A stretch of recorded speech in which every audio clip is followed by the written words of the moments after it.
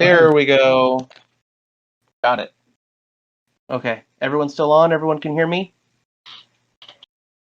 Yep. All right. Okay. Welcome back. Yeah, we're good. So when we last left off, we were in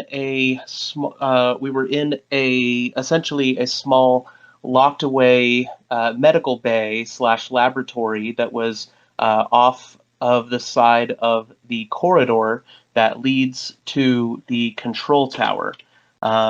So we had just met our recombinator, Herbe Twest, who was able to use his lab equipment to heal everyone up, and I believe getting us ready for getting everyone up to essentially full power, ready for the final encounter. So we know that essentially the space station Abattoir 8 has been overrun by a bunch of crazy people, as far as we can tell, and the last obstacle between you guys and finally escaping is getting to the control tower, which Herbe Twest was able to tell everyone still seems to have some survivors there. So a couple things. Let me go ahead and so one of the things you guys were able to do was view the terminal use the terminal in the med bay to gain access to look at the map, I believe, of the control tower. So I'll go ahead and just share right now. So you guys should be able to see essentially the schematics or readout of the layout of the control tower. So you can tell that it's 3 floors, and the corridor that you're in leads to the middle floor, and so there will be a circular floor both above and below where you have access to control. You can see that there's blast doors, essentially. There's blast doors within the corridor from the direction that you're coming from. You guys would be coming from the direction of Zone 2, I believe. Either that or Zone 4, one of those. So, Jocko Willwink, you're preparing for this final encounter, loading up your APO, also known as your cannon back, with ammo to get it up to full 40 rounds. As you're kind of polishing and cleaning it, do you want to tell us a little bit about what because I don't think we've actually addressed what your cannon back looks like, specifically as far as what kind of gun it is or anything. It's personalized to yourself. Do you have any comments about what your cannon looks like for us? Yeah. So my cannon back, it's kind of similar to what you might find in like War Machine, with the minigun coming up over his shoulder. The only difference is that it's actually like a lot shorter, and where you would think that it would actually just like deafen him every time it fired. It doesn't actually, so it's kind of like a sawed-off minigun that comes and wraps up over his shoulder. I like it. Sweet. So as you load the final round into the chamber, the minigun chambers spin around, and you hear the go recalculating. Ding! You are now on the fastest route to your destination, and you're locked and loaded. So Dick Record, as you're getting ready and loading your piece as well, your piece, Ferris and Horde, says, "Well, that's there's more than one way to feed a piece. I need some nutrients." Some nutrients. Yeah. Feed your baby. All right, little buddy. I think I've got some. I've got a few like packs of sludge to feed him on my inventory. I'm pretty sure, right? Yeah, you've got your nutrient paste. Yeah, I know it's on there, but do you want to tell us a little bit about the process of feeding your piece? The process. Yeah. So I open up a side compartment that's right next to where the dead AR cop's gray matter is, and there's a little tube that you fill the paste into. It's like a dishwasher, the little container where you put the packet in. So I squeeze the paste in there and shut it. And I say, I know you like beef, so filet mignon just for you, buddy. He says, you can really tell the quality. Nom nom nom nom. Which he obviously your piece doesn't have a mouth, so he's entirely voluntarily making these noises every time he eats. But it does keep him quiet for a few minutes, which is a relief for you. Yeah, I mean, yeah. So you're able to kind of contemplate your future moves and with a little bit of peace. And lastly, as we're getting ready, so Rand Hackthor, obviously you're probably the most severely and most recently beat up from this last encounter with Bargus Thrask, who essentially shot you with a sniper round to the chest, severely damaging your rib cage and opening up to a part of your lungs, which were essentially visible as they're slightly moving. And it was only through the intervention of Herbe Twest, the recombinator, and his medical technology that you were able to essentially get that closed up to the point where you feel in fighting shape. Otherwise, you were pretty close to concerned that you might be on death's door.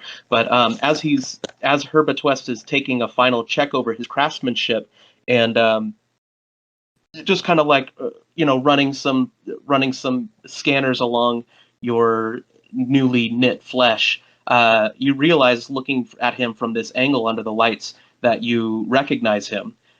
You remember that you had recently been involved in looking into some shady government cover-ups of alien invasion into the government led colonies, and you remember that on some of the news feeds, this recombinator, this scientist, was actually employed by the government and was part of some of those shady government cover-ups.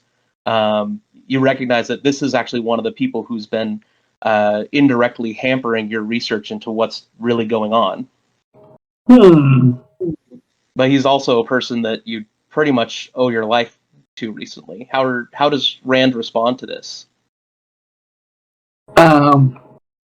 Yeah, Rand.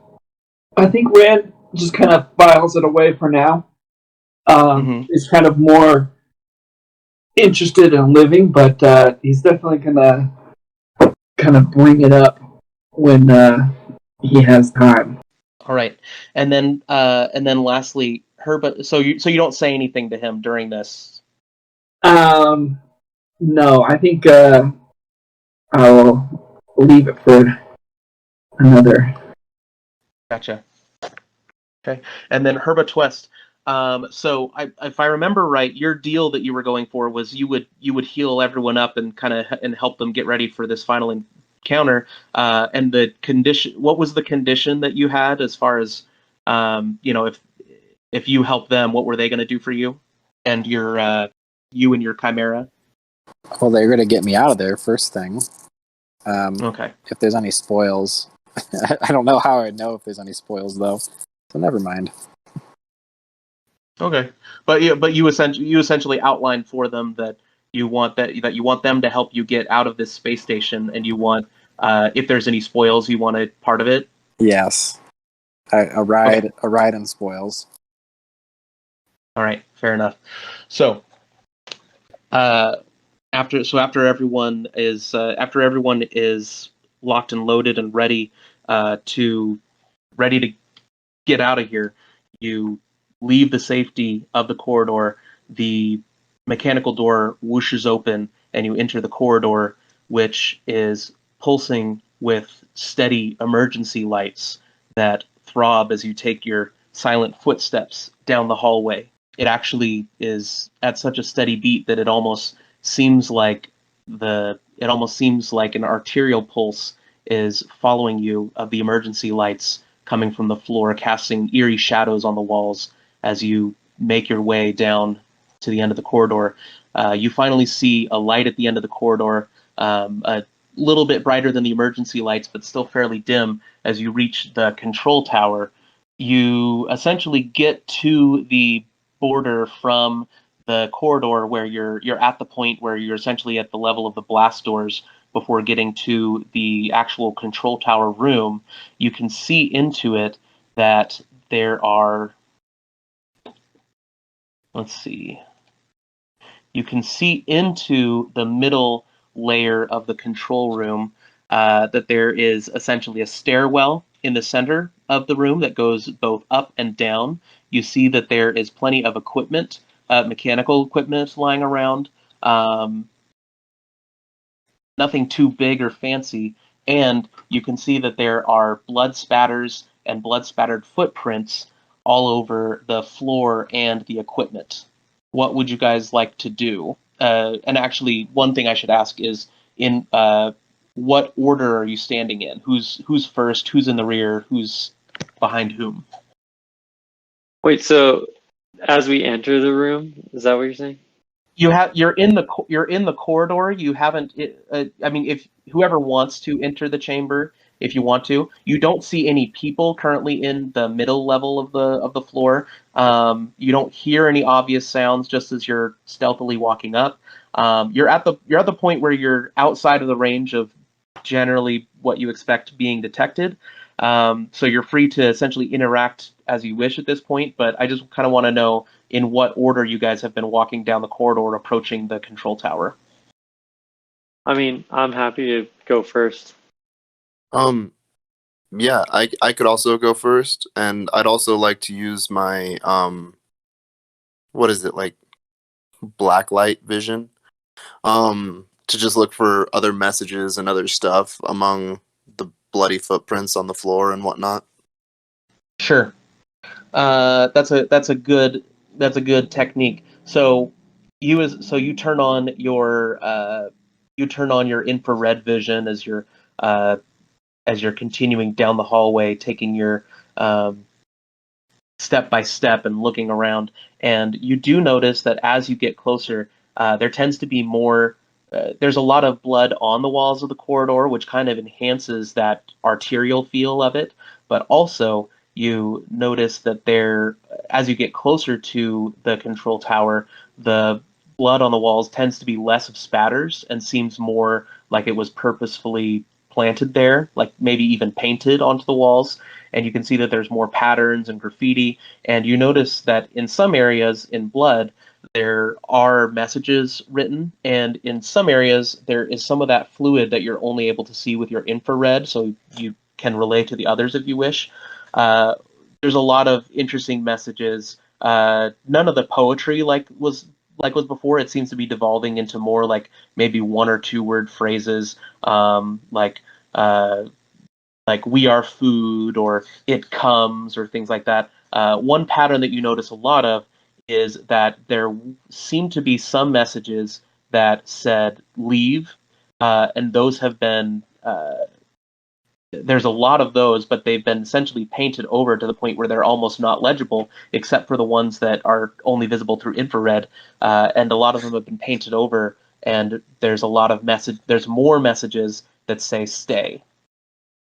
All right, I'm just gonna go ahead and communicate all of these things that I'm seeing to the team as I'm seeing them.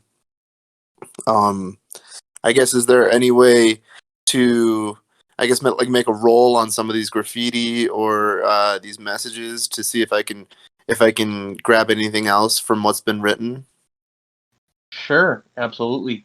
Let me see. That would probably be, I'm thinking either culture or possibly medicine or physical science. So culture is going to tell you more about possibly the meaning. Medicine is going to tell you more about, the like what you can glean from the fluids themselves that were used. And then physical science might tell you something else. Okay, let's go ahead. I've got pretty good physical science, so I'm just going to roll for that. And then if anyone else wants to roll for something else, you can. Go for it. Okay, so that's going to be a 17 for physical science. That's pretty good. So what you glean from the physical science is that the fluids on the walls are definitely come from bodily fluids, and so they don't dry as well as paint. You can tell that a lot of it comes, so a lot of it involves blood, so there's a lot of red and some darker hues as well, and a lot of it is coagulated to the point where when it was painted on the walls, it just kind of like glopped off. So there's essentially of a ridge of visceral tissue that kind of lines the bottom edge of the walls on both sides of the corridors, from where stuff has kind of glopped off of the walls. You can tell that this was essentially figured out at some point, because it's a lot of the earlier stuff that looks like it's older, like maybe over a week old, is a lot of the stuff that kind of glopped off. And as time went on, the more recent stuff looks like there's maybe been more care taken into essentially. There's a, there's fresh painting that you think has been done even as near as today, and you think that more care has been put into the actual process of painting to where it seems more paint-like, where maybe something has been added to make the blood stick to the walls easier and more accurate. Like maybe before it was just smeared with hands, but now maybe tools have been used to essentially smear these messages on.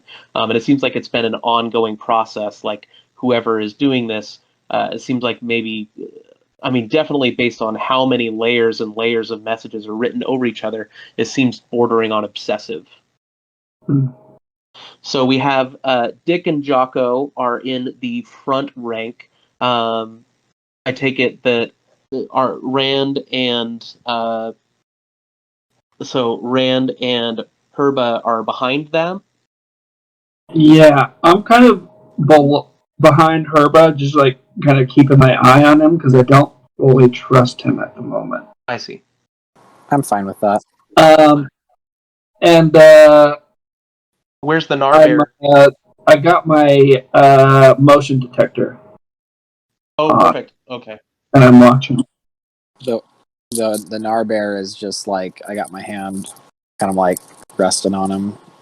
Like, he's pretty big, so it's like on his side, but he's next to me. If it's wide enough. Very good.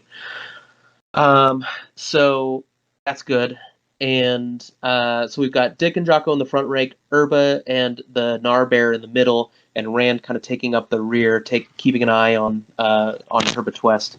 And then Jocko is essentially relaying all the messages of what's written on the corridor. And does anyone else want to take any action or do any further investigation? I kind of want to look at the bodies and see if there are any grenades that haven't been exploded or anything, or collected. Very reasonable. Let's see. Give me a perception check as you kind of investigate So that's another thing is you notice there's a lot of gore in the corridor, but you don't notice any whole bodies or even really large body parts, which kind of gives you the impression that based on their absence, that the bodies or body parts might actually have been taken somewhere else. Or might be held in another place. But there is still a lot of things being left behind, if you'd like to make a perception check to see what you can find. 17. Another good roll. So with a 17, you were looking specifically for weapons or items of use? Yeah. Okay, let me see. The main thing that you find seems to be the main item of use seems to be a welding torch. Okay. And some extra batteries. Welding torch and extra batteries. Okay. Yeah, so specifically 2 extra batteries, in addition to a welding torch. These are batteries that can power your gun or some other device. Right. And Oh my again, god. so as far as your motion detector, so just to rehash, so your motion detector is accurate enough within 5 feet of you that it essentially gives you blind sense. So you could be fighting in the dark as long and essentially be able to accurately detect wherever anything within 5 feet of you is. Further than that, out to 60 feet, you only get essentially a ping if something is coming towards your direction. So as you guys are close to the control tower, you do occasionally get little pings, which give you the impression that that creatures ahead of you are kind of moving about a little bit randomly related to you, like that, like nothing's directly coming towards you, but you can notice that there is motion of some kind of creatures in your vicinity that are kind of just moving about in seemingly unrelated directions. Okay. Who else? I mean, I don't really have anything to do until we get to the control room, so. Yeah. Okay. Yeah, I'm not strong in perception or anything, so I'd say we just move on to the control room. All right. Okay. So are we proceeding into the control room in the same order, or is someone going ahead of everyone else? I want to use the. I haven't used any of my. One sec. I don't think I've used any of my points yet. My instinct pool, or maybe I used one. I believe you used one, but you rested, and so you've gained all your points back at this point. Okay, I would just want to use door kicker to get advantage on initiative in this room. That's it. All right. I'll take it. So are we all? Is everyone proceeding into the control tower? Yeah, I assume there's some Yeah. sort of like console Yes. outside of the control tower or something like that. There is a console next to the blast door that seems to be, like if you're locked outside of it, that you could use it to try to open it, assuming you have access. But that seems to be the only. So there's a terminal related to the door. Otherwise, all the technology seems to be inside the control tower. Is it unlocked? Can I have? It's open. It's open. You can It's see. open. You Okay. can see inside. Yeah. Okay. You guys. Well, Everyone's free to proceed inside the tower if you want to. yeah. I'll go. I guess I can do a perception check to see if I can like see anything in there. Sure. Before I head in. Yeah. One sec. Yeah. Aha. That is a 21. Very good. That's incredible. So before you cross the barrier, as you are essentially approaching to the threshold of the control room, you see that flaking blood rust graffiti covers every inch of the curved interior of the spiral staircase in the middle, almost like wallpaper, almost like. So it's essentially on the staircase is like graffiti, and on the walls of the control tower is like wallpaper, and you can see that there's you can see that the floor on this level is essentially tile, but you can see as you're just kind of like peeking into the room that down the spiral staircase to the floor below, it looks like there's a carpet floor, and that's just completely soaked in blood. That's all kind of pooled down. And as you're just very quietly trying to peek your way in, you do hear what sounds like slurping and crunching and the smacking of lips, and it sounds like something or some things are eating. At this point, because you guys are being very cautious, and I want to see if we can reward that, everyone make a stealth check. 15. 22. Great. 7. 18. 18. Very good. So you are able to creep into the room. You hear this feasting, this wet slurping feasting going on. It seems to be, let's see, it seems to be echoing mainly from the lower. It seems to be echoing mainly from the lower level, and you also hear a faint moaning coming from the upper level. And you don't seem to have disturbed, based on your guys' approach. You don't seem to have disturbed the overall uh, whatever the inhabitants may be. Awesome. Wait. Okay. Wait. So say that again. I'm sorry. I was like How looking at my much? character sheet. Just like the last couple sentences. Sure. So everyone has creeped into the control room. Dick, you're kind of taking the lead and peeking in and listening, and you hear this wet slurping feasting going on from below, and you hear some low moaning going on from above. And actually, while you're at that, in addition to the moaning, you hear some shushing and whispering going on above as well, That's the along part with that the I missed. moaning.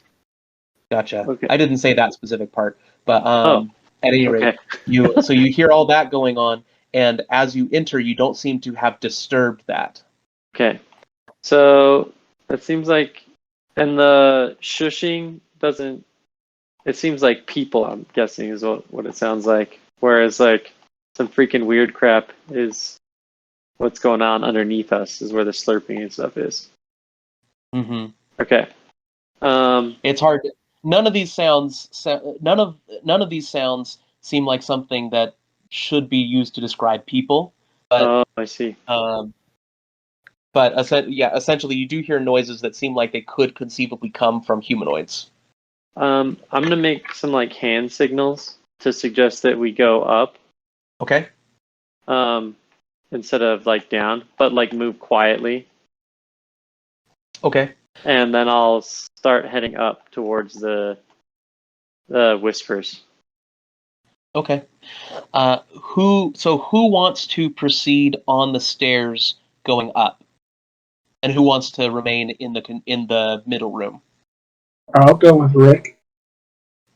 Jocko. I'll head up too. Okay. And then Herbe, and then Arbear. Yeah, so I think we should all go together. So up. Okay. So everyone's going up.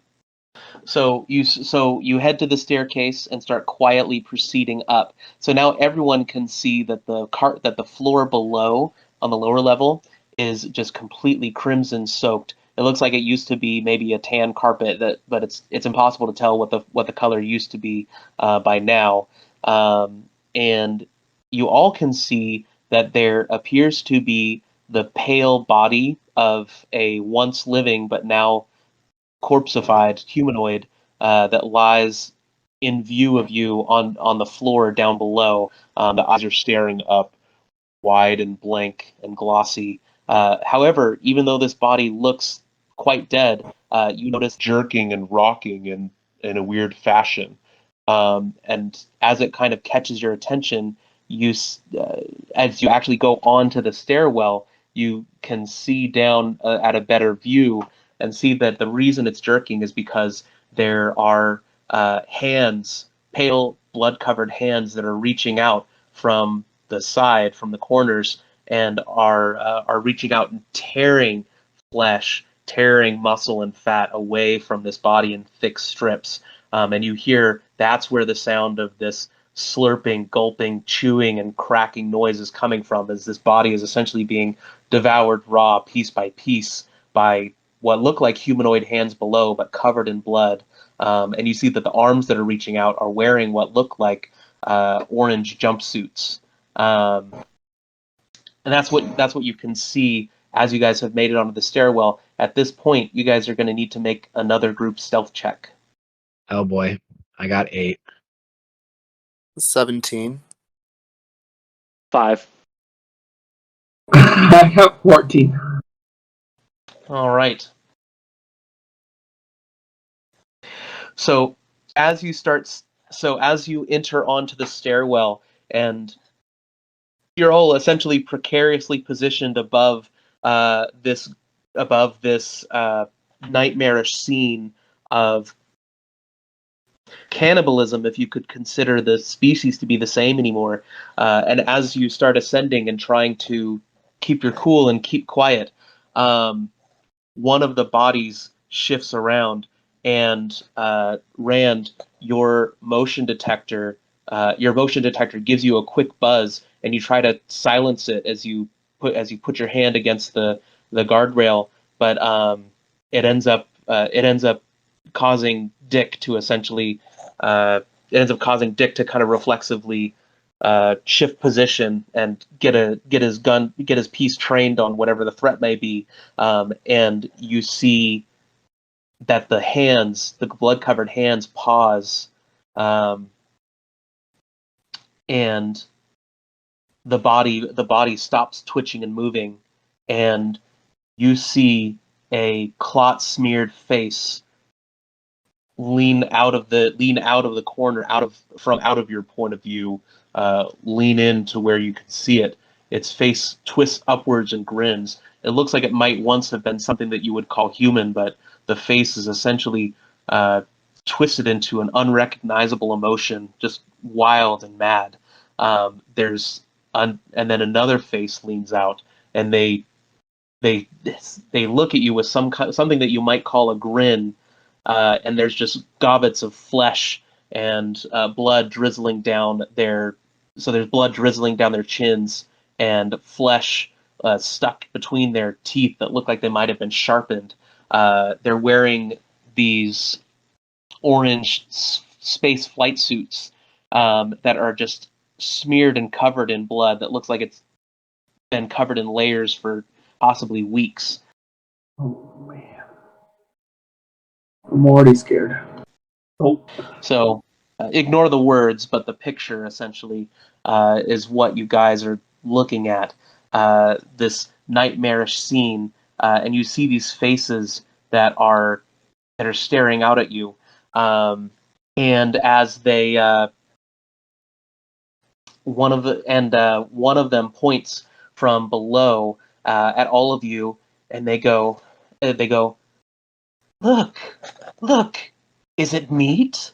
Another one says, oh, it's so hard to tell. They all look the same. And one of them says, there's only one way to know for sure. And they start kind of slowly creeping away from their feast and towards the stairwell, and then they say, stay or leave. Stay or leave. And you all have a chance to react before they reach towards the stairwell, but essentially you can tell you're noticed for sure. I'm gonna shoot one with my laser rifle. All right, shall we roll initiative? Together, does anyone have like a splash damage, like a grenade or something they can throw in the midst of them? I think we do have someone that has a grenade. Let me check and see if I have. Who has a grenade? I'll just say I have a grenade. easy answer. You stay, we leave. And then I train my gun on them. And yeah, throw a grenade. That sounds great. Okay, so let's go ahead and roll initiative. Which one is initiative again? Is that under skills, or is that? To the top initiative, right, almost. Yeah, the top Okay. right. It has So I a got- dexterity modifier. For you, it's +1. Okay, 10. We're at 21. I have a 7. Wait, where do I find the modifier for this one? Sorry. So it's the top right under your description. For you, it's +0. Oh, well, that was worth a look. 19.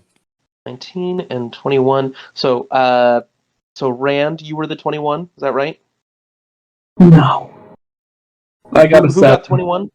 You got the That was 7. me. That That was with your advantage.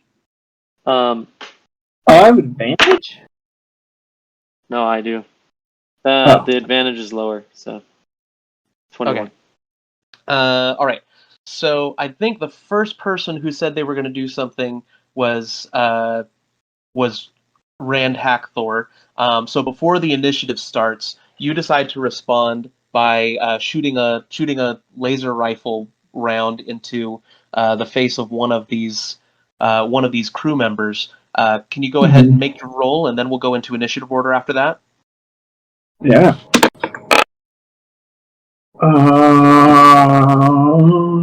Laser rifle +4. 18. Oh, 18 is far enough. They're not wearing armor or anything. They're just wearing their flight suits. You get the feeling looking at them, it's essentially just normal workwear that's been totally blood covered and looks terrifying. But other than that, you get the feeling that it wouldn't even be space worthy if they tried to spacewalk or anything. But yeah, so you go ahead and get a nice shot in on them. Go ahead and roll your damage. That's a 5 plus. I have a plus to my, so 5 damage. Not on the range weapon. So 5 fire damage. Fire damage. Okay. Yeah. I think it's not until 3rd level that you can start adding damage to ranged weapons. So so it's 5 fire damage. So you aim for one of the heads of one of these crew members, and you manage to shoot a grazing shot across their scalp. And you see that there's some singed, burning hair, and you see that their scalp has essentially been unveiled, and they quickly grimace, and then the nightmarish, bloody grin returns. He's more focused on this crew member is more focused on asking the question than the pain of the shot. And they keep saying, "Stay or leave. Stay or leave," in a frenzy. And then we went up to Dick Record. You're quick on the draw. And what was the thing you decided to say? I said, easy answer. We leave, you stay. And then I shoot one. All right. Now, you have 3 options on your piece. So you have essentially a single shot rifle round. You have a tactical numbing beam round, and then you also have a crowd control option, which when you leveled up is essentially an auto target rifle. So you can essentially do like a submachine gun spray. I'm looking at that right now. Does that allow? I mean, what does that do? The special. I'm trying to see if there's a description for it. Right. So it uses automatic weapon rules, which essentially it's a little difficult to translate from weapons that are usually automatic weapons over to your piece, which is essentially just borrowing those rules for a certain type of shot. But essentially, what this is going to let you do is to take a single shot against every target that's within range. You essentially just spray shots against everyone. Oh, well then, yeah, I'll do that. How many of them are there? You count 6 below you. Below us. Okay. Then I'll then I look at my piece and go, it's a block party. You know what to do. And then I expect him to load that round and then shoot all of them.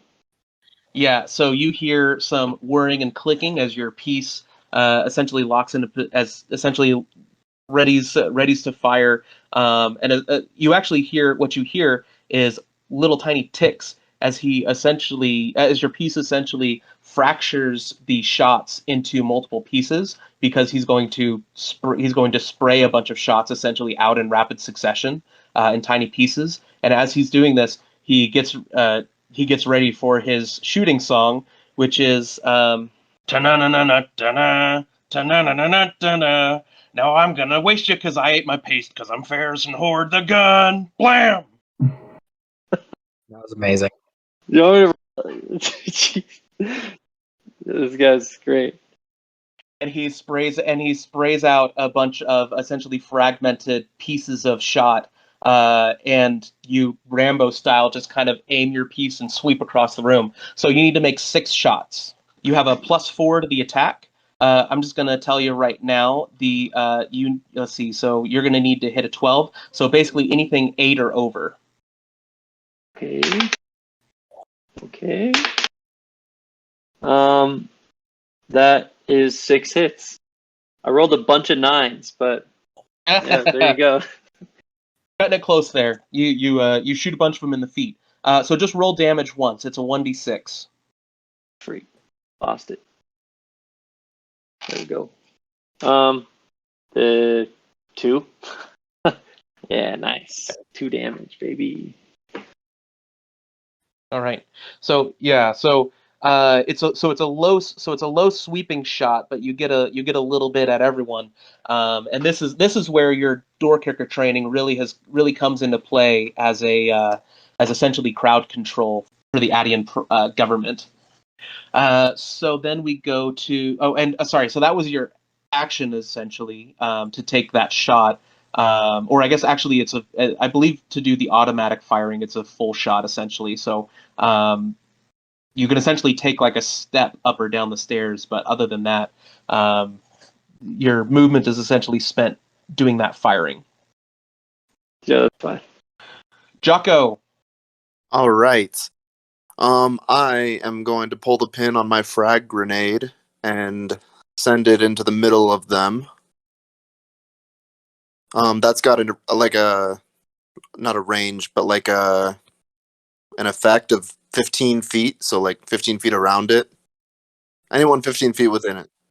They're all gonna be within that. So you, I believe, just need to. I think for the grenade, you only have to make one attack, and just anyone that it hits will essentially, if you hit it within the range, then everyone within the 15-foot burst will take the damage. Okay, is there going to be a modifier to this attack, or no? Yeah. So let's see. So you're proficient. I'm proficient in all weapons. Yeah. So I think it's a thrown attack. So I'll have to double check this later, but I think it counts as a thrown attack, and you have a +4 to that. Okay. Okay, I got a 16. All right, that is going to hit them. So make a d6. So roll a d6 for your damage, please. 4. All right. 4. Do you say anything badass as you throw this grenade down? I say chew on this. Nice. Nice. Okay. So you toss it. So you flick the switch, pops the pin out, toss the grenade down, and these are. And so this is a frag grenade. So essentially, a bunch of fragmented pieces explode outwards with around a small fireball that shoots shrapnel in every direction. You actually notice that down on that lower floor, as you can see on the map, there are a bunch of cots. There's a bunch of cots along the ground that they're essentially crawling from a single corner of the room, but you notice that there's wreckage of a bunch of small trunks and belongings and things like that. It is essentially blow large holes in all the personal effects of the people living down there, as well as you tear a bunch of bloody holes in the limbs of the cannibals down there. But yeah, you do a devastating hit. And now we get to the crew themselves. So they are Actually, real quick. Oh yeah. Sorry. I'd also like to use just instinctive fire. So at the end of this round, I want my cannon back to be able to take a shot. That's right. And I want it to just I guess aim at whoever is closest to us at the end of the round. Good idea. It's a good idea. I like that strategy there. So your normal attack uses the same bonus, which is fine. The instinctive fire will have a slight penalty to it because essentially you're multitasking, but your gun does most of the work. So it starts aiming and kind of sweeping, waiting for someone to dare to come too close, and goes recalculating. Exactly. Yeah. So, and did you want to move or stay on the stairwell with everyone else? I will remain in the stairwell for now. Okay. All right. So we get to the crew. So the ones that you can see from down below are creeping towards the stairwell. They're going, stay or leave, stay or leave. And when Dick said, we'll leave, you stay, all of their eyes grow wide. They share a glance among each other, and then one of them says, I knew they were meat, and they all rush the stairwell. And you also hear from above you at the top of the stairwell, you hear one voice, the voice that was moaning. They go, oh, I knew it. You're supposed to leave. And you hear other voices, the shushing voices. They go, now there he goes again.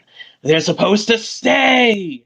And you hear the rushing of feet as more cannibal crew start rushing from above the stairwell down, and they're going to crowd and start trying to grab with their sharp fingernails at whoever's the closest. So let's see. I think in this case, Rand, I believe, is going to be closest to the bottom of the stairwell. So there are going to be some attacks against Rand. So Rand, your kinetic AC is 16, so they've got to hit that.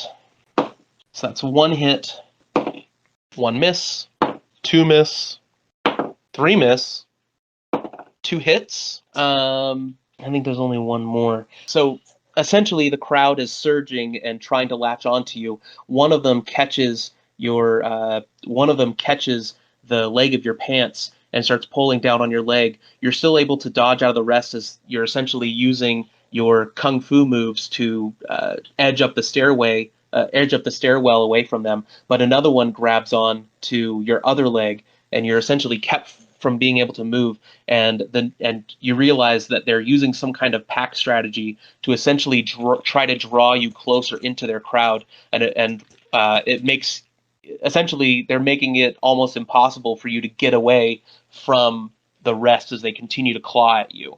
So the next one is going to have a bonus to his attack, and so that's going to hit. So there's a total of 3 hits as this cannibal crew is essentially trying to draw you down closer to them.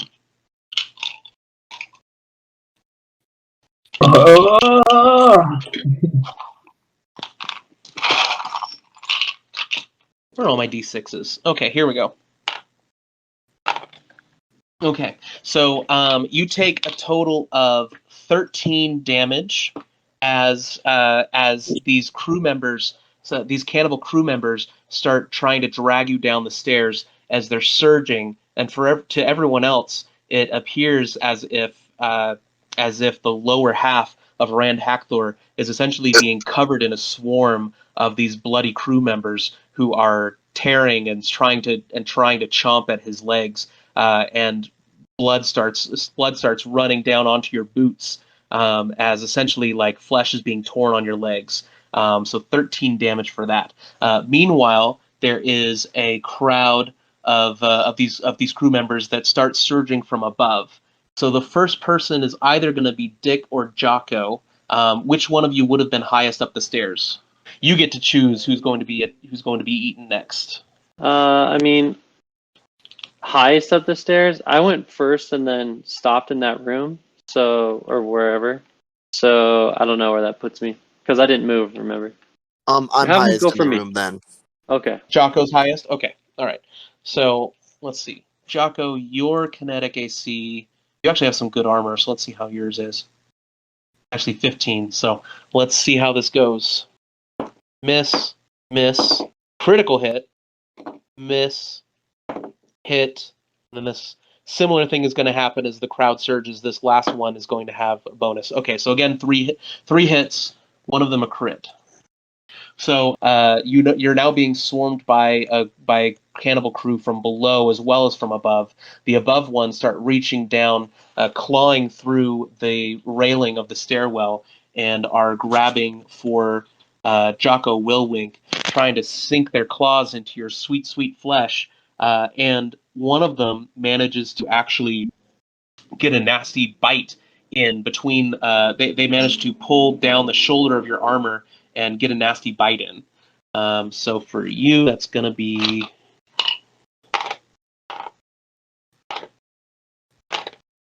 16 damage. And so some blood starts spurting from your shoulder as essentially this crew member takes a big nasty bite, and you see a big chunk of your own flesh come off in her mouth as she looks you dead in the eyes, and she takes a bite and swallows it. Ow. This is going well. And so these crew members are essentially clawing onto you and holding you inside their crowd. It's going to be difficult to escape them now that they've got some claws latched onto you. We now go to Herbe Twest along with your Narbear. Okay, Taylor, tell me if I can do this. I want to use my polymerase, and I need to inject stuff into living beings or my chimera. So what I'd like to do is do something that distracts these guys, as I am like to get their pack mentality down. So I'd like to do something like I could give my Narbear the effect of like if it scratches them or stabs them or bites them, that they feel like bugs are crawling on them or something. Ooh. And so they like, yeah, you get what I'm saying? I do. I get it. So you can definitely inject your Narbear with the polymerase, which if I remember the name of your polymerase is syndrome. So you essentially cause whoever gets affected by it to get sick. So your Narbear has been immunized to the point where you can infect it and it essentially inoculates it with this serum that it can then infect others with. So is what you want to do, you want to essentially inoculate your Narbear, then have it attack one of these crew members and afflict it with an illness that will hopefully distract the pack? Yeah. Okay. You can definitely do that. So let's see. I think it takes you, I believe it takes you an action to inject your Chimera, and then your Chimera is going to go ahead and make an attack against one of the crew. Are you going to go above or below? Who's in a worse situation? I'd say So I say go forward because I don't know how many people are coming up from the bottom. Maybe we can get rid of all the ones up top, and then yeah. Gotcha. Okay, so you're going to have your Narbear charge upwards, make an attack against one of the crew members. Go ahead and roll. Your Narbear has an attack of +5. Okay, 21. Very good, that's a hit. So now your damage is going to be 1d8 +3, and I'm going to roll a save against the syndrome. Okay, so I got 8 + 3, so I got 11. But I'm down with the syndrome. Absolutely. Okay, so what was that? 11 damage? Yeah, 11 damage. Nice. Okay, so he failed the save pretty badly.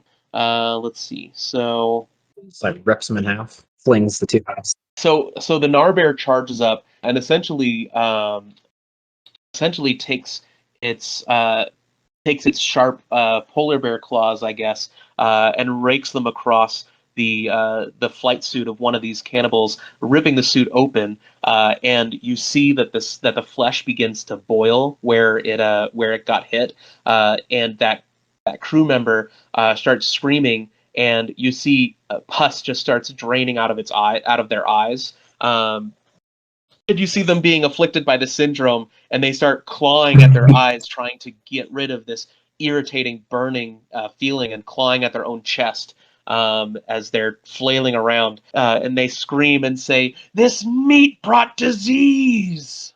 Thanks, straight, I did. Yeah, so I would call that distracted. That one definitely, that crew member definitely is going to be distracted. We'll have to see when it gets to their turn if the others are deterred by this. Anything else you want to do on your turn?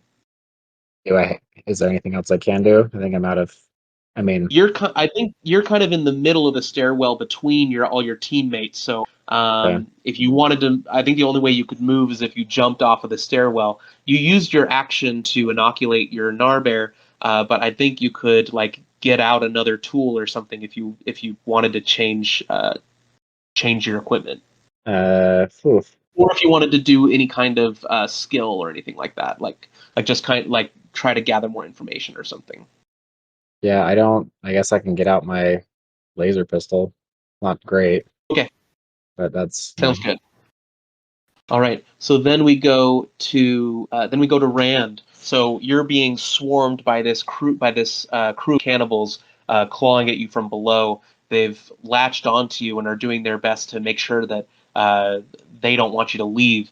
And you hear them going, "They chose to leave. They chose to leave. What mad meat are they?" Well, I guess I need to get rid of them, man. I'm gonna punch one of them with my Thunderstrike gauntlets. All right. Now you can. That's pretty good. You can actually, if you recall, you can make 2 attacks, which prevents you from moving, but you're essentially already being held. But you could use 2 attacks, and I think you get a slight bonus, so that everyone gets a penalty for taking 2 attacks, but your penalty is less because of your combat maneuvers. Yeah, it's a -3 instead of -4. Sure. If you But want they to don't do really that. have armor, so Yeah. let's do it. Okay. Wreck their day. The first one is a 13. That's a hit.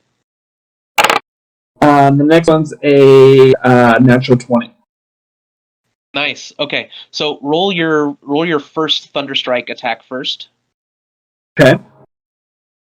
1d6. 5 plus 2 is 7.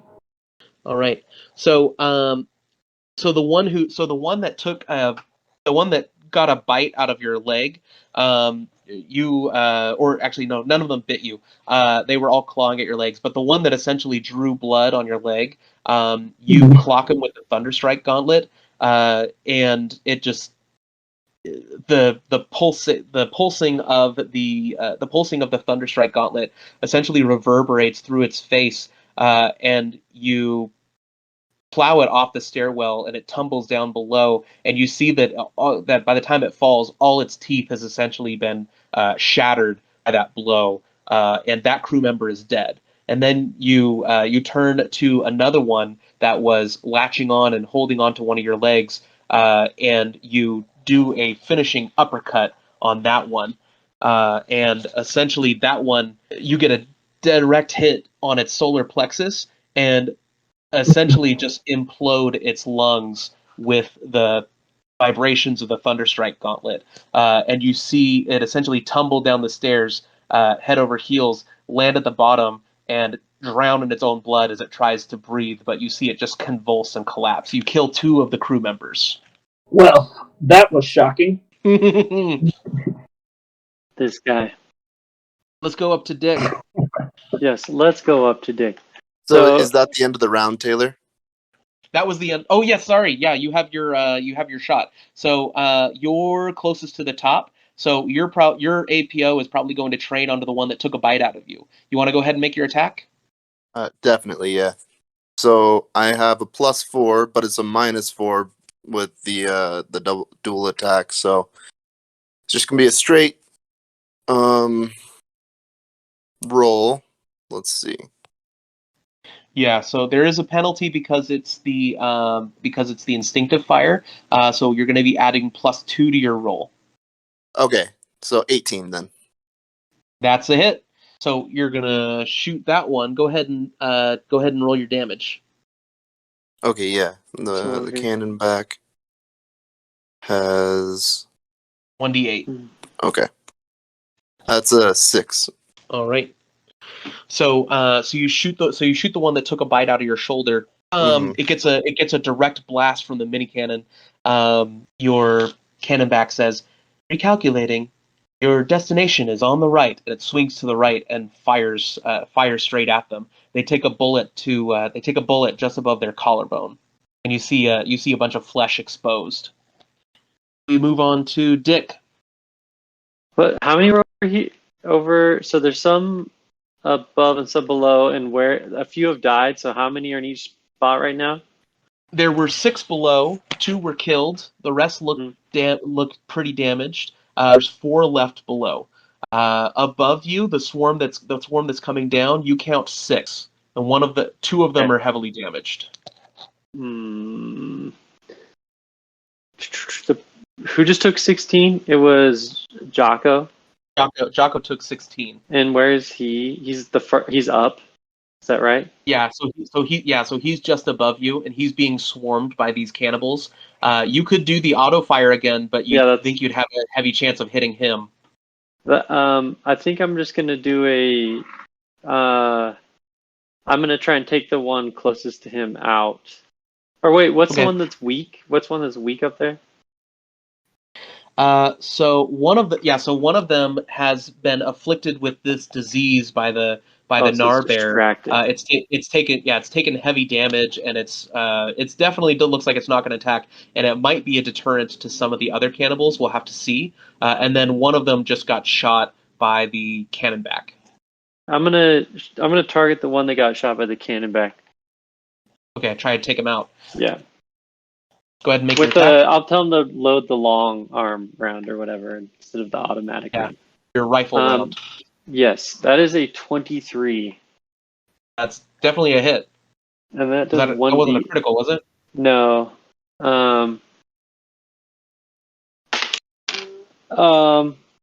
That's 4 damage. 4. Okay. I don't do that much damage. Sorry, everybody. Let me actually check something. They take a shot in the. Well, I mean, you can do the same thing as Rand did, and do the 2 shots at a penalty. Is the penalty only on the second one? Yeah, it's a -4 to both shots. Oh. But I mean, like that shot that you just made was very high. I mean, that's gonna hit regardless. Okay. I'll try and shoot again then. Okay. That's a 13. So it's -4. That's yeah, I took that into account. Okay, perfect. Because I got a +4 to hit. Yeah. 13 still hits. Okay, sweet. That's 8. An 8. That takes him out. So so you line up your shot. Actually, sorry. You also get a bonus because you have an ability called Draw a Bead.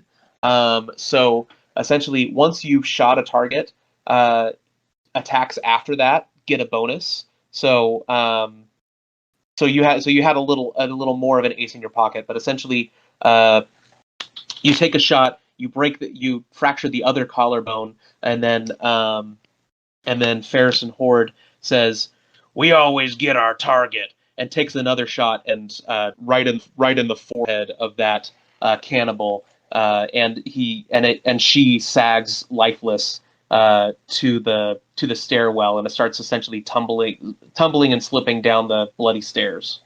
Nice. Wait, actually, I can, or if I double shoot, that takes my move. That takes like a full action. Yeah, it's a full attack. Correct. Okay. Jocko. Okay. So You're surrounded. You're bloody. Yeah. I want to use my Emberflame Dashko. Nice. And I just want to I guess just start wailing on these things. Mm-hmm. So I'm gonna take. How many of them are on me? So 2 of them are holding on to you right now. Okay, I'm gonna use my action. I'm gonna use my full action to attack both of them. Okay, sounds good. So this will be instead of the instinctive fire. If you're gonna do 2 attacks from the Dashko. Okay. The instinctive fire is a special ability. I'm not sure if that means anything, if everyone can do it, but the instinctive fire is something that only you do. It essentially lets you be able to make an attack without a penalty, and then also use your APO for your cannon back for a second shot at a penalty. But the only difference is that it has to be at the end of the round. Whereas if you make both attacks with your Emberflame Dashko, you're going to get both attacks right now, but they'll both have a -4 penalty, and that's what everyone can. What that is what everyone can do. Oh, okay. Well, their turn is next, and they're on me. A disengage Right. would give them an attack of opportunity, right? Yes. So tactically, the bonus is worse, but this is probably the smartest thing to do if you want to get away from them, get out of their grasp. Okay. I'm sorry. How many are behind them? So there are 5 left above you. One of them looks like they're not going to attack anymore, and 2 of those 5, or sorry, so essentially there's 4 that look like they're ready to attack you, and 2 of those 4 are grabbing onto you. Okay. In that case, I actually am. So I'm sorry. I couldn't attack and then use a disengage. That's not a thing. You want to attack once and then try and move away? Yeah. Yeah. Okay. I want to hit one of them with the Emberflame Dashko. Mm-hmm. That's a critical hit. Nice. Okay, so you roll 1d8 twice, and you're going to add +4. Okay, 6, 7. Okay, so I had 4 to that, so that's 17 damage. You, they're dead. You slice them and burn them at the same time. You click the power button on your Emberflame Dashko, and 3 plasma spikes essentially light up, and you take a slice and just fricassee that crew member with that hit. Sick. Then I'm gonna go ahead and disengage from the other one. Okay. So I'm gonna say, based on that one that is holding on. Let me check something real fast as far as what this ability does when they're grabbing onto you. Okay, so I guess just the one that is just the one that is holding on to you as you try to get away is going to make an attack at you as you try to leave. So let's see how he does, and he misses. You're able to slip out of his grasp. Sweet. Okay. So are you essentially jumping over the stairwell to try and get back to the main floor? Yeah, that's what I'll do. All right, you do it. And technically, so since you used your action and your move, you can still do the instinctive fire if you want to. Yeah, I'll do that. And I will train it on the oh wait, guess who's still in my line of sight? So there are. So from where you are now, you can still see the 4 that are the 4 that are damaged but alive below you in the stairwell, and you can also see the 5 that are alive above you. One of them is diseased and distracted. Okay. I'm gonna train it on the closest one above me that isn't diseased. Mm-hmm. Okay. And I'll have Sounds that good. fire at the end of the round. Okay, sounds good. So you were right. The crew goes next. So the ones that are above are kind of gawking at their companion who's clawing at himself with this disease, and I guess they are going to make a check to decide if they're still willing to try and attack this meat that if they're going to try and attack this meat that essentially infected one of their crewmates.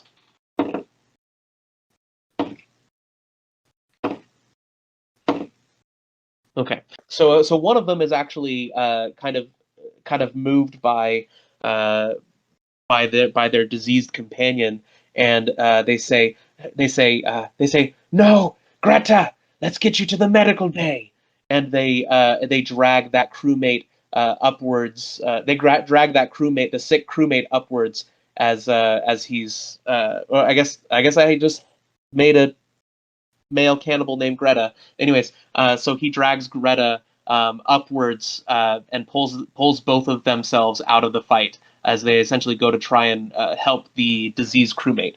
The rest are going to continue. Weird. They have names. I feel like it's weird that they call each other by names, but Yeah, they still recognize each other. That's an important distinction that you just made. They recognize each other's names. yeah, they're not zombies. Not zombies. So three of them are going to attack the Gnar bear, who I think by now is the closest combatant. Maybe the Stegosaurus bears would have better armor. Mm-hmm. Let's see. So Gnar bear has AC of 15. Actually, that's pretty good. All right. So two of them hit. Okay, so that's going to be 10 damage to the Gnar bear as they start clawing at its as they start. So all of the cannibals are clawing at your chimera's polar bear body, but only two of them managed to start drawing blood. So that's what did I say? 10 damage. He has a total of 34 HP. So now he's down to 24. And then the crew from below are not as affected by the side of the disease. So they're all, injured from shrapnel, but they ignore that and continue upward, trying to claw at Rand. Miss, hit. No. Okay, so that's another 16 damage. Oh, Where are you at? I'm into my hit points now. By a lot. I am at 6. Yeah, so you're heavily bleeding as they continue to claw upwards. They've now moved above your legs and started clawing under your shirt and grabbing into your abdomen and pulling at your 6-pack abs and tearing away flesh and sticking it into their sticky, bloody mouths. A little help here. Let's go to Remington, are you below? what's that? Huh? Are you above or below? Below. Below. Oh, try, man. Yeah, you guys are all fighting above. Herbe Twest, you're up. Okay, I'm in the middle, so I could turn around and use my little laser pistol to shoot him. Yep. Yeah, because I can't really. Am I close enough to use my polymerase on one of their creatures, just like a melee attack or something? Yeah, you can apply the polymerase to your knife and attack them. Okay, can I do that in one move to help Remington out? Yes. Yeah, I do that. So go ahead and make your attack. You get a +2. 16. That's a hit. So go ahead and roll 1d4 plus 1, and I will make the save. That's a fail. 3 plus 1. 4.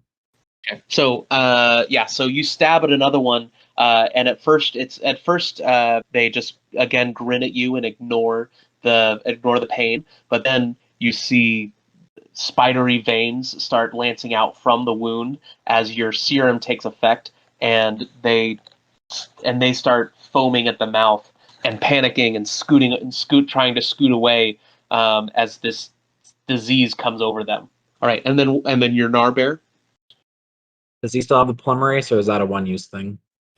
It's one use at a time. You would have to inoculate him again to do it again. Okay, then I'm just gonna do a standard Gnar bear slash and bite and stab. Do it. Okay. Do it. Finish him. Warlim? Is that a thing? Attack. Yep. Okay. So D20 plus 5? Correct. 17 plus 5, 22. Nice. You got him. Roll your damage. That is a D8. +3. Okay. I got 4. 4 total. All right. So you slash into one of them. It doesn't have the same disease effect, but it does open up a fresh wound in one of the combatants. Rand, you're up again. Don't die. Punch them! Punch him strong. Punch him again. Uh, You're going to do 2 punches? yeah, let's just hope for the best. That one's a 14. That's a hit. That one's a 19. Both hits. 5 damage and 7 damage. Okay, you finish off the one that got stabbed, and another one who was damaged by the grenade earlier, and the machine gun shot. Nice. So 2 more down. So there's only 2 who are left. Neither of them were the ones that were grabbing you. Good. Yeah, you finish them off with your pulse gauntlet, and just leave them sprawling on the floor. So I was gonna try not to say this, but I just will anyways. Dick is up. That's right, baby. Yeah, it is. Wait, so there are 2 by Rand. And there are how many up above? 3. One of them damaged. Okay, well, did Jocko move back? I think he said he was going to move back, right? So yeah, Jocko jumped off the stairs. He's back in the regular room. So I can automatic fire the guys up top. It still might hit the Narbear. He does have quite a bit of HP though. The Narbear. He's got 24 HP left. Oh. I'll just like crowd control those guys up there. All right. So make 4 attacks and tell me which one is. So roll the Narbear. Roll the Narbear last. Okay. So I rolled so there were 2 hits for the 3, and then I rolled a 3 for the Narbear. That's gonna be a miss. So all right. So roll damage for the 2 cannibals that you hit. Farrison says, "Hold on, let me chew up some more ammo." Come. Oh wait, that's a 1d6, right? Not a 1d8. 1d6, correct. Oh, 5. Good hits. I think you reflexively try to avoid hitting your companion, and you end up missing the crew member that it was in the middle of savaging. No. So you do another hardcore stance and just unleash from the hip. Jocko, you're up. Josh Coe in hand. Oh wait, did we we missed your we missed your auto fire, your instinctive fire last round. Yeah. Recalculating. Take a shot. Okay. Give me 1 second. Let me take a shot. Don't throw away your shot. That's gonna be 19. That's a hit. Roll me some damage. Okay. That's gonna be 4. Good solid hit. All right. So all the cannibals now are looking pretty well damaged. Jocko, it's back to your regular turn. So now that you're down below, I think you're essentially out of melee range unless you wanted to charge back in. Okay. In that case, what I will do is I will use my cannon back. I'll just do 2 attacks with my cannon back. Okay. Or no. Just the one. And then Okay. who is the one that's hurt? Rand, Hackthor, the crypto Rand. monk. Your previously your the ward in your care because he was under your arrest. Right. Okay. I'm gonna shoot the non-zombie nearest him. Okay. Yeah, that's base 17. That's a hit. And then that's gonna be an 8 damage. That is exactly enough. You blow the head off of the one that was standing right next to Rand. He gets showered in gore from a headshot. I look at Rand and go, "You got a little something right, just right there." I got a little something everywhere. But thanks for the help. All right. So there's only one cannibal down below that's still a threat. So that was your single shot. What do you want to do? you want to move or pull Okay, so something out? we just have the one cannibal left. Down Down below. from down below. There's still 3 above, all damaged, and then the 2 that retreated. Okay, then I'll just use instinctive fire to aim at the one below, so we're no longer flanked. Okay. I think the instinctive fire requires you to do something other than use your cannon back for your action, but I don't remember off the top of my head, so we can do that for now. Oh, it doesn't say anything on the action description, but we can check. Let me see. Yeah. It's fine. I mean, I'm fine with it for now. I don't think that's too overpowered, but I'll have to go back and check the actual rules later. I just wrote little summaries on the character sheet. Okay, so we'll remember to set the instinctive fire. So the crew is going. So the one that is left down below, maddened with hunger and with the loss of all their friends, blood, tears mixing with blood from their eyes. They lash out again at Rand and try one last desperate attempt to finish him off. That's a miss. Whew. So they lunge, and I guess you duck. Yeah. Like Simba. Okay, and then we have the 3 above who are still pretty much just in range of the Narbear. That's only 1 hit. 4 damage. No biggie. Yeah. I mean, your Narbear is not looking too pretty with red mixing into its previously white coat, but otherwise still hanging hardy. Good boy. And now it's your turn, Herbe Twest. So I went down a little bit to help Rand. Yep. Do I have enough? But the ones in the down below are gone, right? There's just 1 left. There's just 1 left. Okay.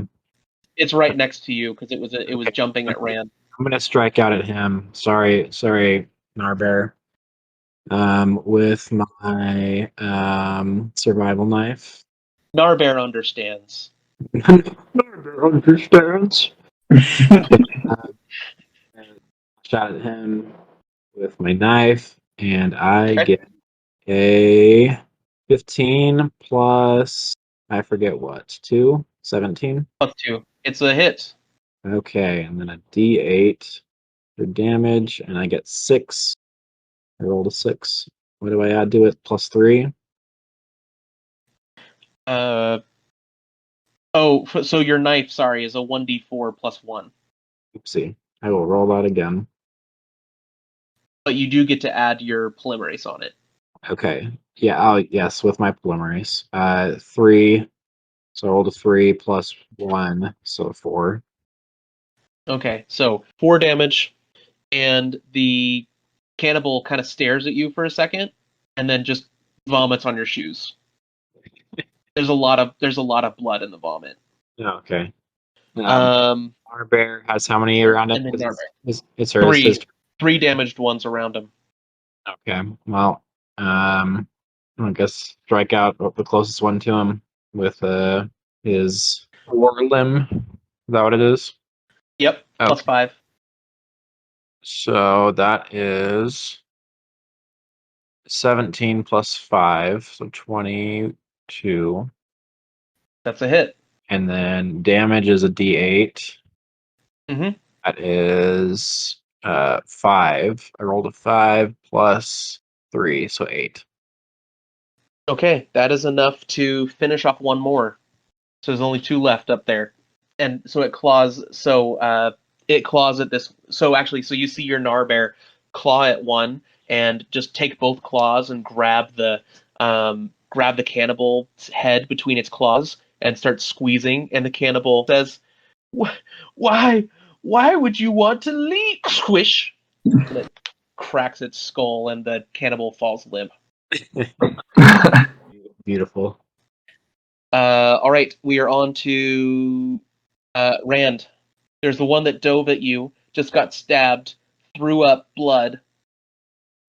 But it's not dead? Not dead, looking pretty queasy. It doesn't look like much of a. It doesn't look like much of a threat, but they're probably gonna try and keep coming. I'll just punch it once.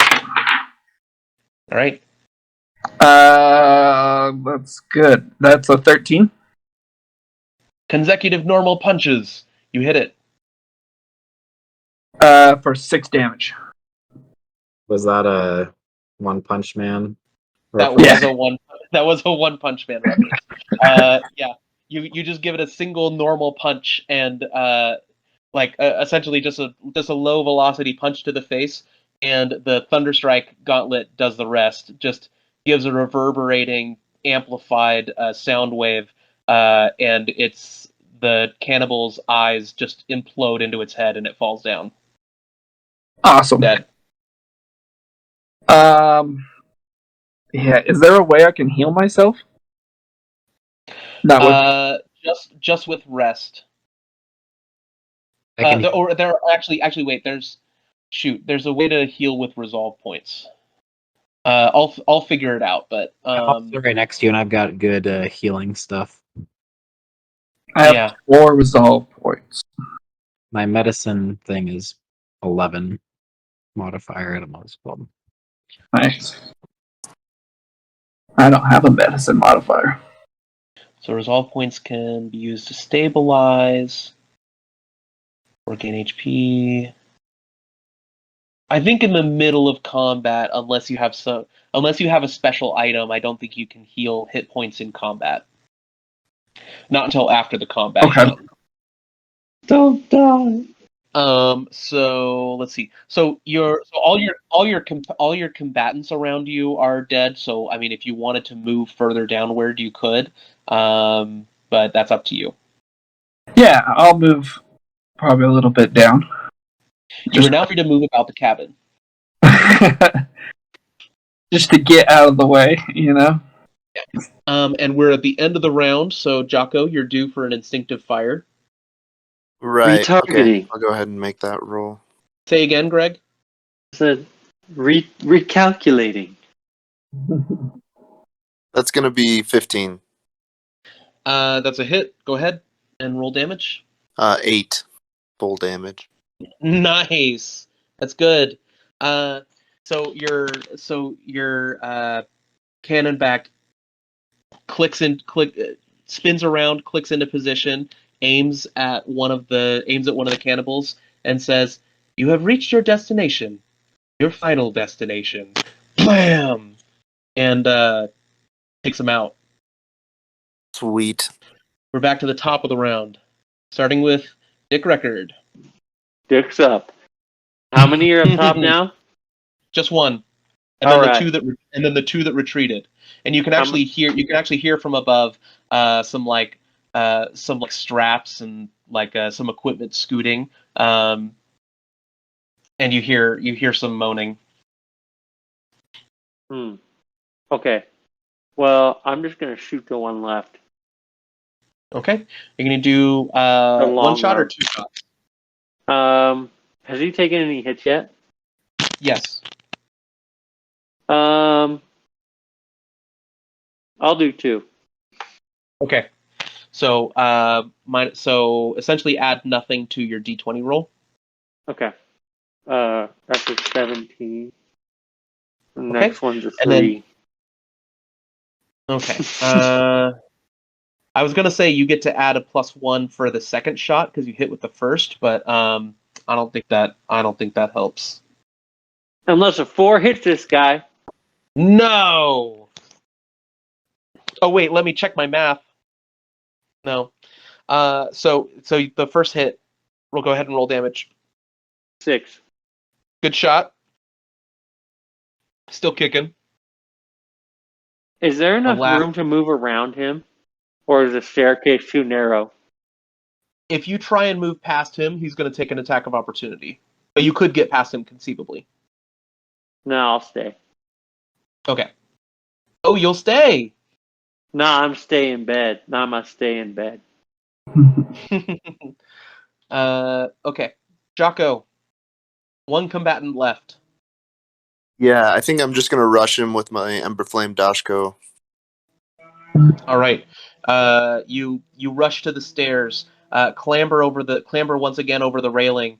Heavy armored footsteps thudding against the cold metal, covered in blood. Your feet are sure. You don't slip.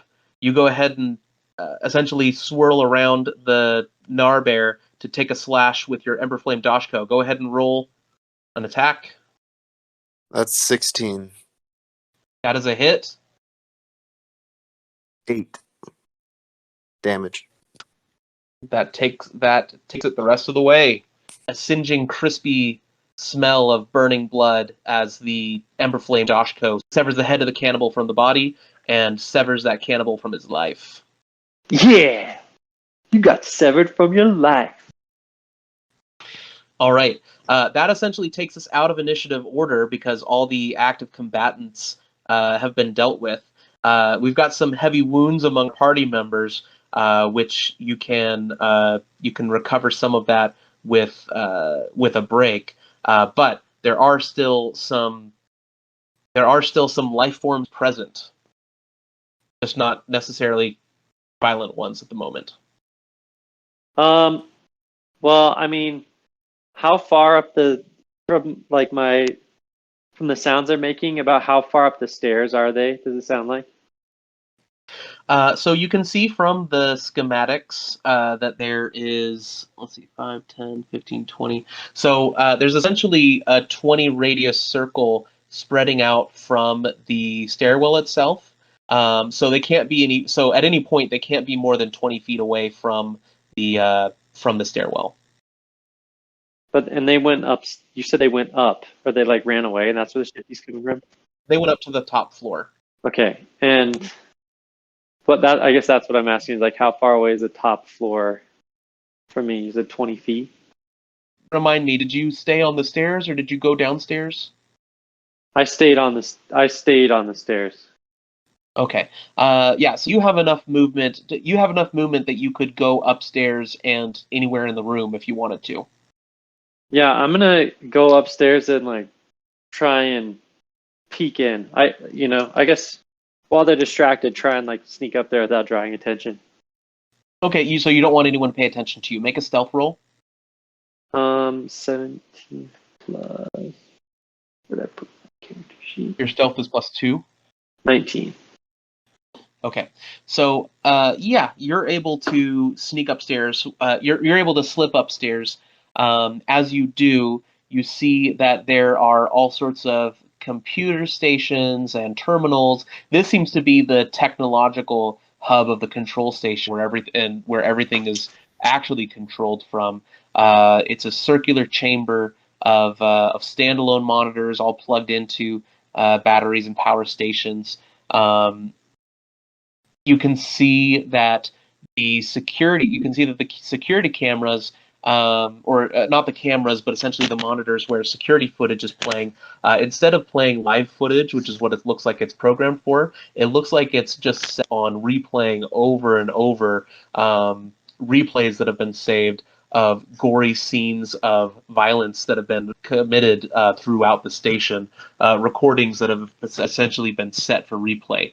You see that there are a couple cots that have been dragged up here. You can see that two of the crew members are up here. One of that retreated. One of them is essentially trying to tend to the sick one, who they have placed onto the cot, and they have essentially strapped them down. And they're shushing and going, "Shh, no, it's okay. The meat won't get you." So they haven't seemed to pay any notice to you.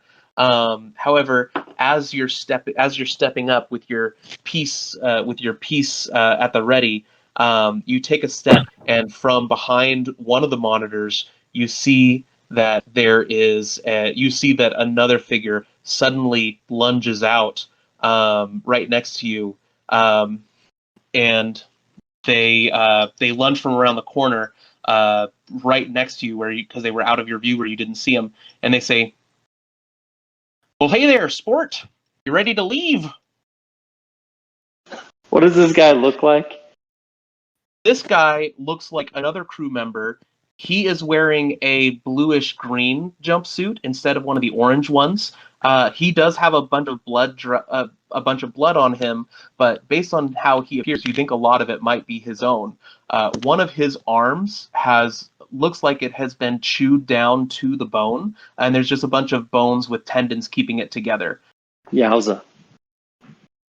He is essentially handcuffed to a cot that was behind one of these monitors. So when he lunges up to greet you, he's essentially shackled by his good arm to the cot.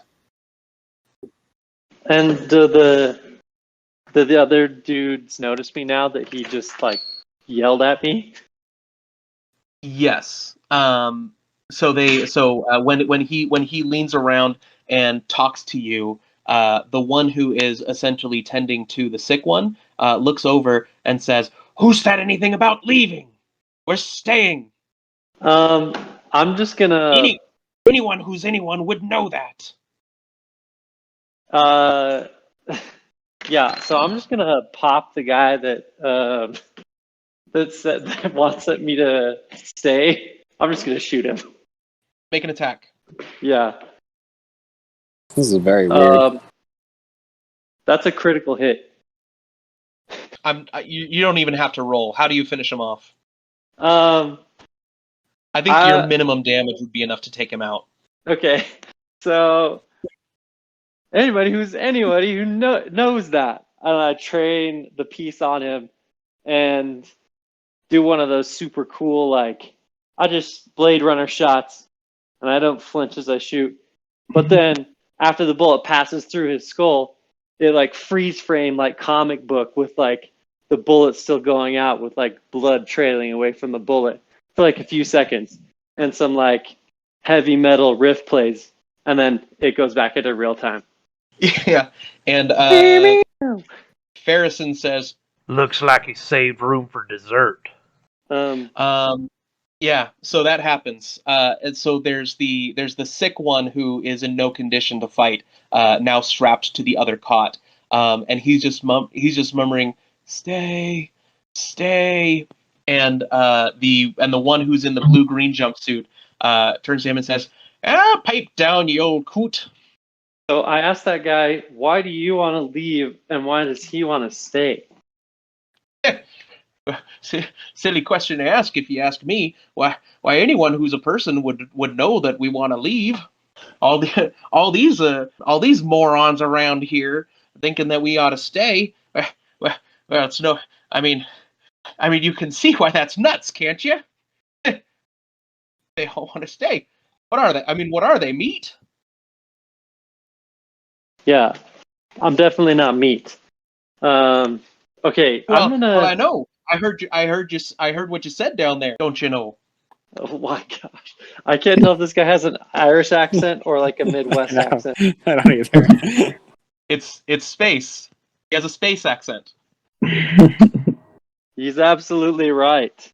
Yeah. Okay. Well, I assume other people are doing other things, but I'm going to see if I can get one of the computer monitors, like actually looking at live security footage so I can see where the hell Trask is. Good idea. So why don't you make a computers check? I'm good at that. 19. 11 plus 8. Let's see. So you were trying to check the live feeds. Yes. You're able to do that.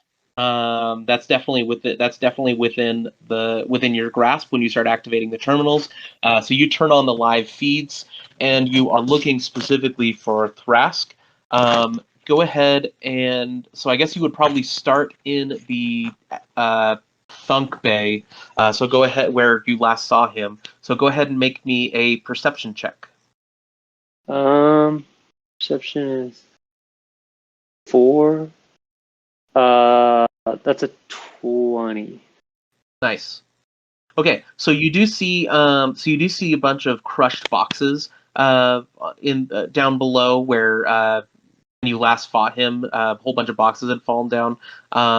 and you're looking to see like any signs of blood or body where he might have been crushed underneath there, and then you see that on the maintenance ladder that leads up, essentially the alternate way up besides the elevator, which I think only went up a certain way. You see Thrask towards the bottom, still kind of badly injured looking, but making the long climb upwards in the silo. Is there any sort of like security system that I can use against him? I mean, I assume this is the control room, so it would be the place to look. Sure. So while you're working on that, who else is doing anything? Yeah. Well, I want to try and use my. First, I want to use my stamina points or resolve points to heal some stamina. Yeah. So I believe you use a. Let me check. I believe you use a resolve point during a rest to heal stamina points. Let me see. Yeah. So you spend a resolve point and rest for 10 minutes, which we can roughly say is the amount of time that we're spending here, and you heal all your stamina points. Okay, awesome. I'm gonna do the same thing. Okay. So you guys are essentially like, patching holes in your armor, putting bandages, stopping bleeding, and gathering up your resolve, catching a breather, and healing up your stamina points. Although your hit points, as far as they've gone down, are still fairly impacted, just because of the bodily damage that will take further time to recover from. Right. Yeah, I'm gonna use my med kit or my spray flush to patch up my Narbear. Okay. I didn't really take any damage. Your Narbear doesn't have stamina points, so he doesn't. No, what I'm saying is he doesn't get the same kind of effect that everyone else is doing. But he did get medical attention in the lab that everyone else did, because I think you can only get that twice a day. So you can definitely use it on him right now if you want to make a medicine check. Okay. Which is plus 11, so yippee-ki-yay. 2 plus 11, dang it. 13. Sorry, that does not do it. But you can attempt one more time. Okay. Come on, virtual dice. 9 plus 11, 20. So that by itself is not going to do it, but if you would like to use a med patch, I believe that gives you. Oh, let's see. Oh, never mind. Sorry, that can't be used for this. Sorry, never mind. Okay. So Narbear is still damaged for now. He does have a little bit of regeneration on his own, so he'll slowly gain his hit points back. Okay. 2 points per hour. Okay. So while you guys are working on healing, Dick Record is working on looking for some kind of way to override the security. So let me see. That is also possible because you can see where the terminal is that was essentially sabotaged to override control of the Thunk Bay that was essentially like causing all the arms to go haywire. So I think if you make another computers check, you can override that and try to essentially use them to attack Rask. Okay, so computer check. Yeah. Just FYI, I'm gonna have to drop off in a couple minutes. Okay, sure. I'm not kidding. Another. No, it's a nat 20. Nat 20. All right. So here's what happens.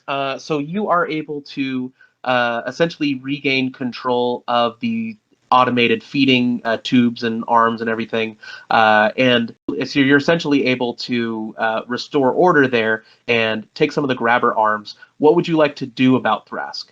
So basically, the options I have are the crazy things that the grabber arms were doing before. You can do whatever you want with the grabber arms. Okay, so and he's heading up. He looks like he's climbing a long way up. He has like a quarter mile to go.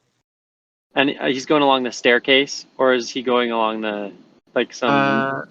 Sure, he's going up the staircase. Okay. Well, I mean, I'm just gonna try and like joystick remote control the arms to knock him off. Okay. Where I don't know if it's like, are the arms big enough to do that, or do I need to have them like swing a thunk pen into him? Yeah, it's a fun little mini game that you play for a while, but he's got so far to go up, and you rolled so well on your computer's check that you essentially are able to eventually grab him and drop him a quarter mile down, and this time you're sure that he's not coming back. Let's go! Wait. I kind of just want to put him in a. He's got the chainsaw arms though, you know. Yeah. Yeah. Okay. So we want to drop him. No thunk pen. Okay.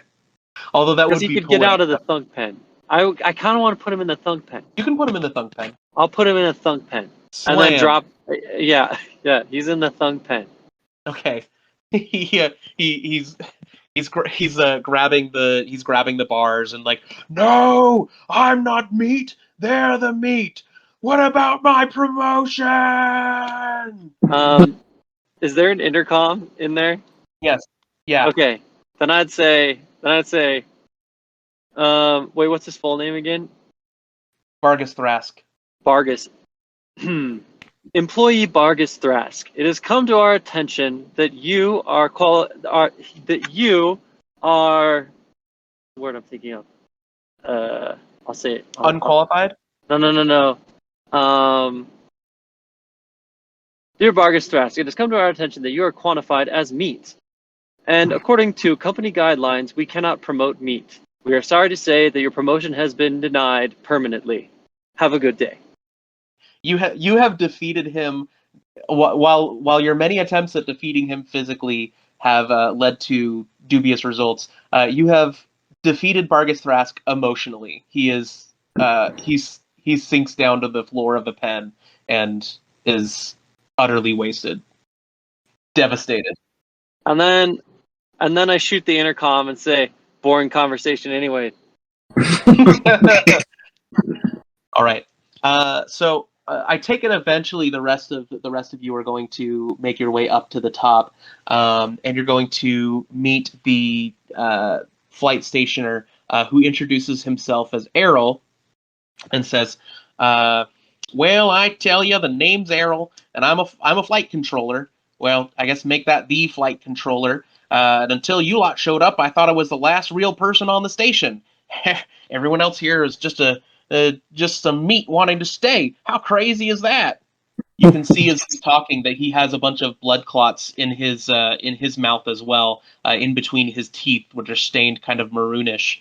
And I guess he says to Rand, he says, "But don't you all worry about that none. I know real people when I see them," as he pats you on the shoulder with his bone arm. "Well, like I was saying, are you all ready to leave?" The fuck? I want to get in the computer and download like the images and stuff of what happened here. Sure. So I can blame for the sake government. for sake of time, I'm not going to have you roll. So you are able to download the feed. What you see is that at a certain point, about 2 weeks ago, there was some kind of sudden unseen event where everyone on the station suddenly like kind of froze, or some of them looked pained, some of them looked scared, but afterwards there was a huge riot and everyone started fighting and attacking each other.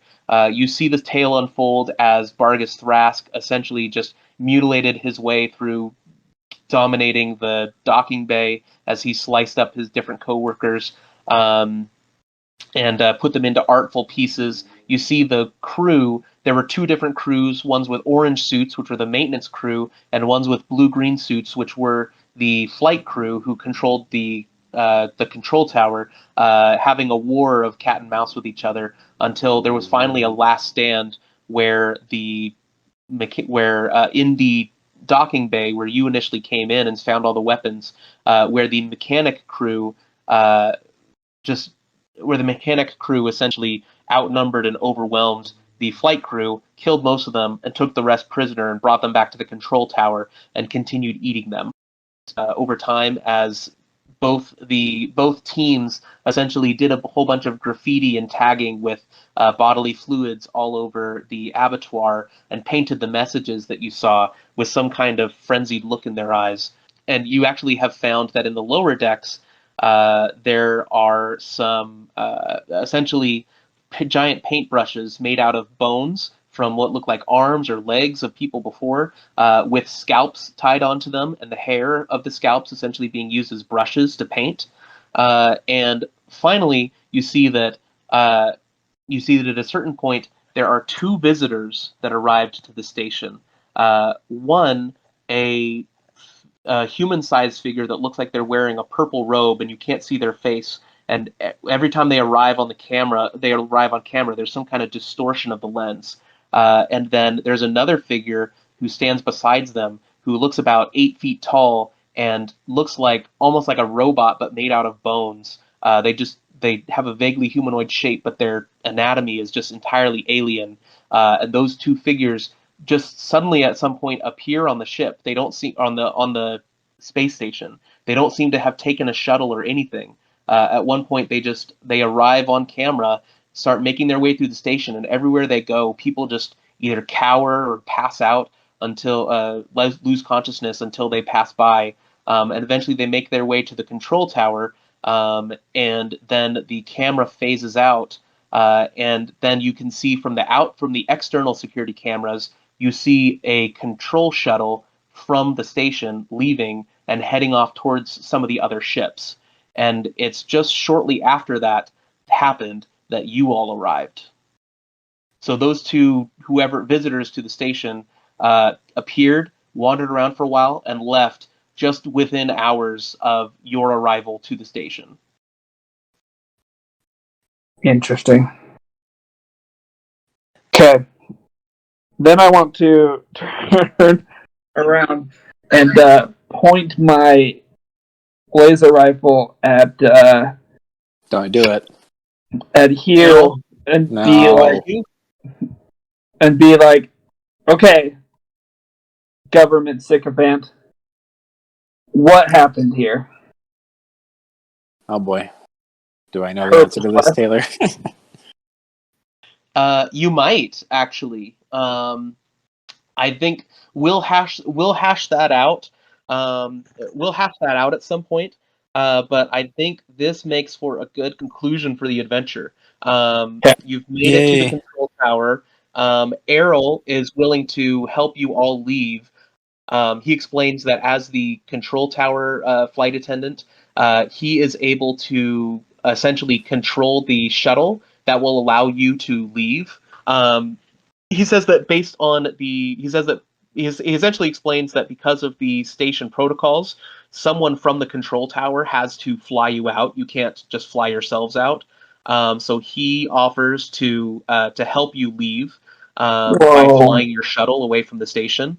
And you guys have essentially reached an escape. You've dealt with Thrask. You've got rid of all the cannibals. You saw what happened leading up to your arrival, and we've gotten to the point where all the threats have been gotten out of the way, and it's finally time for truces to be tested. As Rand lays his cards on the table and accuses Herbe Twest of shady government conspiracies. Dun dun dun. Dun, dun, dun. Given that I was going to take him, he was my prisoner, and I was going to take him to jail, I think about training my gun on him for a second, but then fold my arms and say, I'm interested. Go on. Yeah. And Farazan Horde says, if I weren't so tired from all this shooting we just done, I'd say we shoot first and ask questions later, but how about you ask some questions this time?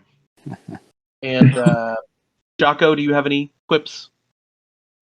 No, he just ends the adventure the way he started, by grunting and trying to ignore everybody else. So satisfying. All right. Well, thanks everyone for playing. I know we're I guess some people have to get off sooner than others. Any final comments or feedback? I right. can give some feedback in a bit, but I also gotta go. Okay, that's it was a fine. lot of That's fun. fine. Thanks That so was much. fun, Taylor. Yep. Cool. Thanks, Taylor. Bye. Yeah. Talk to you Yeah, later. thanks, Taylor. Yeah. Thanks, Taylor. Thanks, guys, for playing. I'm glad we could all make it. Everybody's gone. They're so fast. It's okay. Thanks. I Because really you, me, and Craig. Yeah. Good old dependable Craig. Yep. All right. Have a good night. You too.